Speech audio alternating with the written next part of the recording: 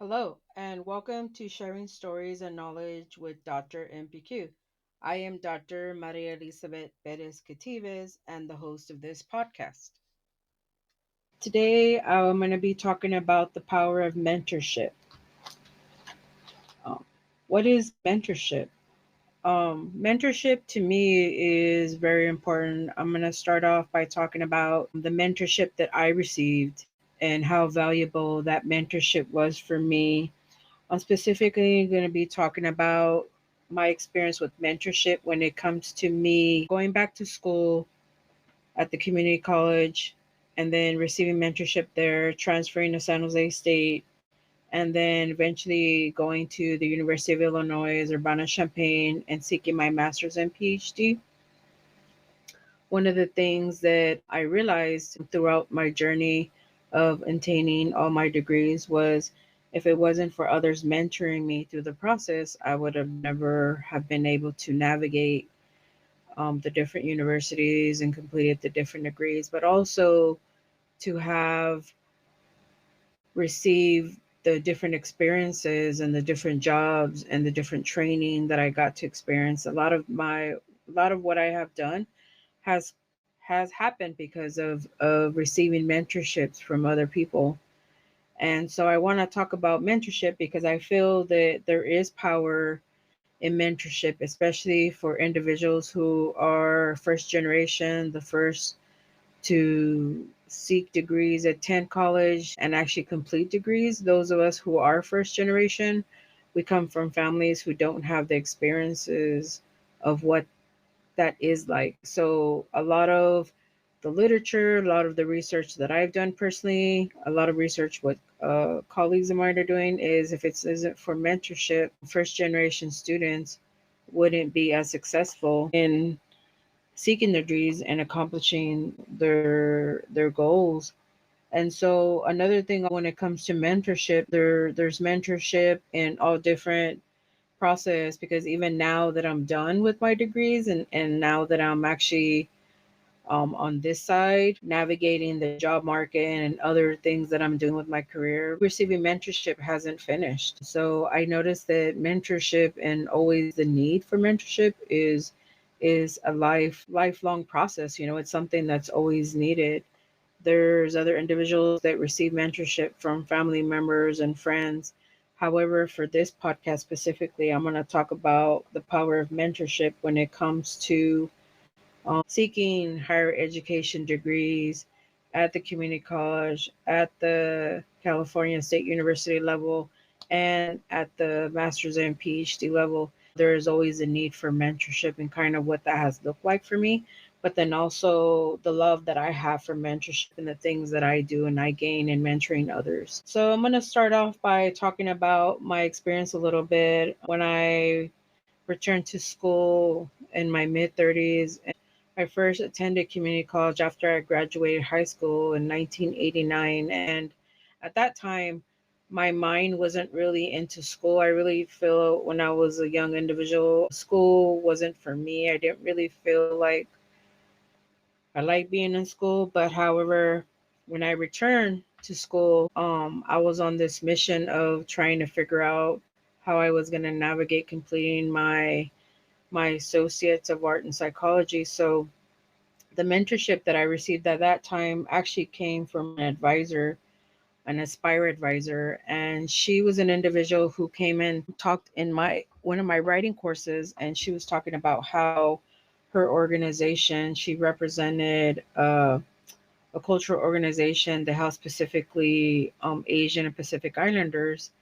One thing that stood out, I can't remember right now after all these years what exactly she said, but something she said to me stood out that caused me to want to go seek her at her office. And I remember walking into her office, introducing myself and telling her that I didn't identify as Asian or Pacific Islander, but I really liked what she said in my class. And I was wondering if I could be part of her organization. So she said yes. Another thing I want to say is when it comes to advising versus mentorship, I feel that there's a difference.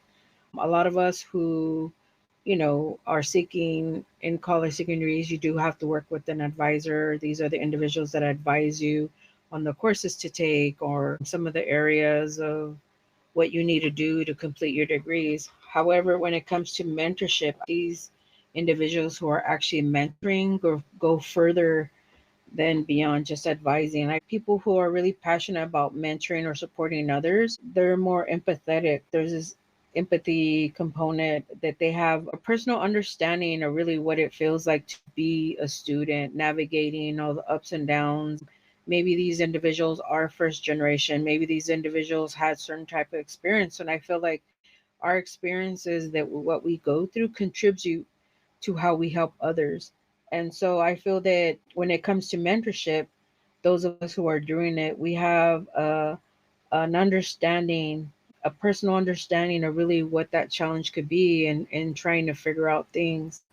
And so I feel a lot of the times we're a little bit more patient.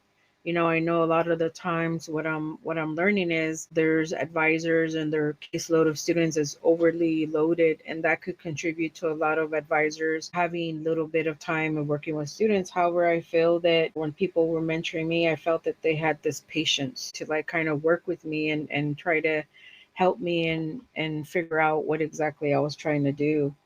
And I also feel that, as I mentioned before, is self-reflective. When I mentor others, I feel that I always remember like what that felt like. I always try to put myself in those individual places, what it felt like to learn about funding or how do I build relationships with faculty or professors, or what are some of the questions, or even what are some of the things that I need to be thinking about. So I feel that had I not received this individual, and I wish I knew her name so I could give her a shout out, but it's just been so many years I don't. But it was the Aspire program at Evergreen Valley College. And I felt that she mentored me in a way that challenged me to graduate a year early and transfer to San Jose State, but she also encouraged me and ensured me that I could do it. Because I remember when she made this academic plan for me, I was going to have to go to like summer school, I was going to have to take fall classes, like the workload that she talked to me about of the things that I had to do to graduate a year early was like, I remember feeling like super overwhelmed. But I feel that the way she talked to me, she was so encouraging and be like, I know you could do this. And every time that I was kind of like doubtful, I would go to her office, would talk to me and give me encouragement. So I really think that her mentorship really helped me figure out how to transfer from Evergreen to San Jose State. And then when I got to San Jose State, there was so much mentorship that I received. I was a mental health ambassador, and I received some mentorship from David Emmert and Wei Chin, and they were, both of them were counselors in the counseling services. And when I became part of the mental health ambassador program, we would meet and have meetings with them, and the way they talked to us, I say us because it was me and three or four other students, we were the cohort. The way that they learned our strengths. I remember at that time I wanted to be a public speaker. I wanted to be someone who talked in front of audiences and motivate individuals. And I but at the same time I was so like scared of like speaking and standing in front of a big crowd. So I remember where we had the opportunity to do that kind of work, I would say yes, to everything, because my at that time my way of overcoming my fear was to just jump in and do it. And I remember there was a time where Wei Chen realized that I was saying yes to everything and I really wasn't self carrying. But again, these were two individuals that I felt they were very passionate and empathetic and helping others. And they were really good at it. They were really good at seeing the good in you when you didn't see it. And I actually got the opportunity to see David again when I was working at San Jose State last year. And again, I felt like I was back in my undergrad. He was just so encouraging, say kind things about the person that I am and how such a hard worker I was. And so I feel that mentorship involves that. It involves that empathetic part where you're able to see the person that you're mentoring, they're scared, or how scary it is to, my case, talking in front of those crowds, or how scary it's going to be to apply to grad school, or how scary it is going to be to transition from being an undergrad to a master's student or a PhD student. And I think that empathetic part of being like human is a big component to mentorship. So I felt like that part, and then I became a McNair Scholar, and the mentorship I received from Dr. Claudio Vera Sanchez, who at that time was a professor in the juvenile studies. He terrified me, and I remember having this conversation with him after I finished my McNair project. There was times where I left his office crying. Now I wouldn't cry in front of him, but there were, on my on my way walking to the bus or my car, I would be in tears because I felt like I think at that time I didn't understand, but later what he shared with me is that he saw potential in me. He thought I could do these, like write a personal statement or like do the research project that I did. And he would give me some what I felt was harsh critiques of my work. And those of you who share writings or pieces or art or personal something that's personal to you that you do and then share that with someone else so that you could get feedback, you know what I'm talking about. That feeling like I would write my personal statement, or when I was writing my research paper from Nair Scholar, then I would go to him and he would just rip it up. And I just felt like so overwhelmed and so intimidated by that process. Later, as I was in my PhD program and I started understanding the process, I'm so grateful for his mentorship because he believed in me. He knew that I could go to grad school and seek the PhD, and he's one of others. Dr. Marcos Pizarro was another individual who was a mentor of mine, and I felt like it was so terrifying when you don't know what it feels like to go to grad school, and you don't know, like someone like me who was the first in their family to even leave San Jose, your hometown, to like seek a PhD, and you hear these horrible stories of how hard it's going to be. Those moments can be really, really terrifying. Another shout out was Dr. Andrew Woods in the communication studies, big mentor of mine. Even now, having the opportunity to talk with him last year again after I returned to San Jose State for a period of time, just great mentors. And I want to say that even now that I'm done with my PhD, but in the moment that I was in my graduate program, I would remember these individuals often. I would remember the words that they would tell me and their encouragement. And that's another thing that I feel that when it comes to mentorship, the individuals that we mentor, they remember our words. They remember the words of encouragement. They remember our empathetic behavior towards them. So to me, that it has great power. And you'd be surprised, I am my own story and example of how powerful mentorship can be because here I was an individual who went through a divorce, was a single mom of two children. My daughter was like kindergarten. My son at that time was in fifth grade. Here I am just trying to go back to school, try to work, and then you transfer to San Jose State. And I just remember all these milestones, all these steps that I did, and the doubt. A lot of people talk about imposter syndrome and having doubt, and it's just scary when you don't know, when you're trying to learn new things. The emotion that really comes out is the fear and doubt. And so I feel that mentorship has helped me get through that.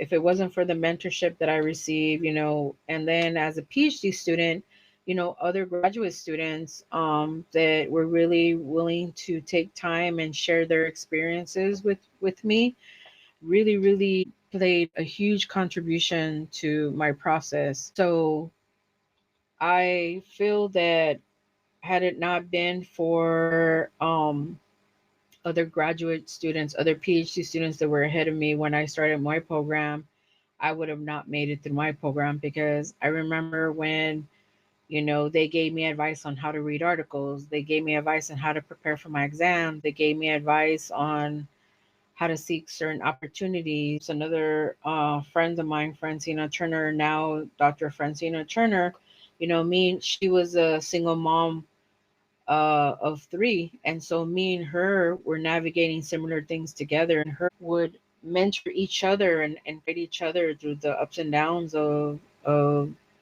trying to figure out the stages of getting further in our PhD program. And so I remember realizing when I was in my PhD program that all these feelings that I felt were going to go away. And what I realized is that they don't.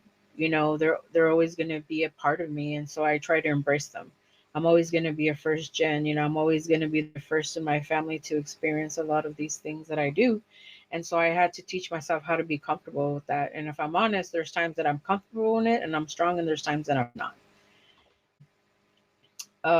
What I want to talk about is I love mentoring others. I realized when I was in my PhD program that I've been mentoring others. I worked for EOP, which is the Education Opportunity Program. I was a mentor for them, and then when I was a PhD student, I was mentoring others who started their program after me. So I really realized when I was reflecting on what I wanted to do after I was done with the PhD, I realized how much I enjoy mentoring and supporting other students. I think that I'm good at it.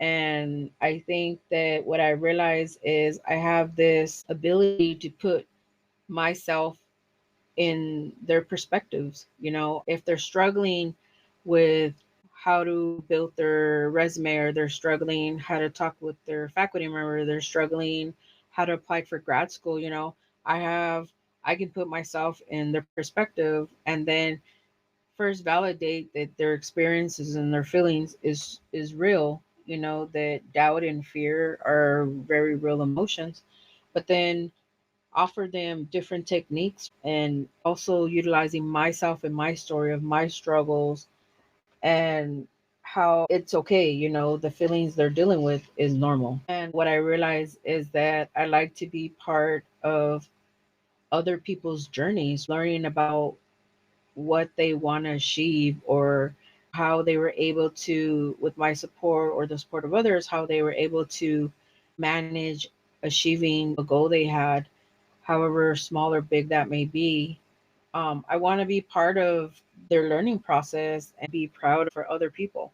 A student of mine, Ramiro, who's actually this semester started his PhD program. And I remember when I met Ramiro, we actually met at the University of Illinois, and I was on a panel talking about my experience as a grad student, and he was in the audience. And afterwards, he emailed me and introduced himself, but really what he asked was, "Can you mentor me?" And I remember when I received the email, he let me know that he was interested in getting his PhD. And so I emailed him back and I gave him some tasks. I let him know, well, if you really want to do this, if you're really interested in seeking your PhD, you're going to have to do some work. And to kid you not, by the end of that semester, this young man had sent me an outline of everything he had planned to do over winter break. And that really told me something about him. So after he graduated, we stayed in contact, and throughout the years,